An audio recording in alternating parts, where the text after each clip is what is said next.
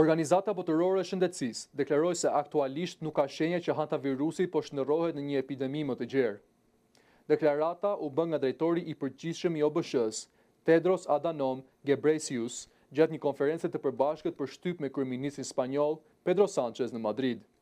Sipas OBSH-s, situata mbetet në monitorim të vazhdueshëm pas rasteve të zbuluara në anjen turistike Hondius.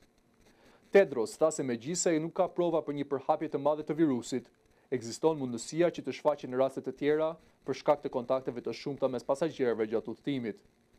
Ai kujtoi se periudha e inkubacionit të hantavirusit mund të zgjasë nga 6 deri në 8 javë, çka e bën të nevojshëm monitorimin afatgjatë të personave të ekspozuar.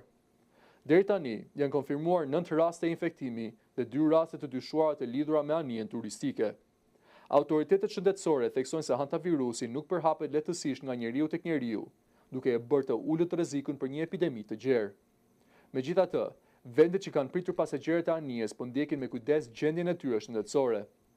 Kryeministri spanjoll Pedro Sanchez deklaroi se Spanja po monitoron nga afër të gjithë pasagerët pas zbarkimit të tyre në territorin spanjoll.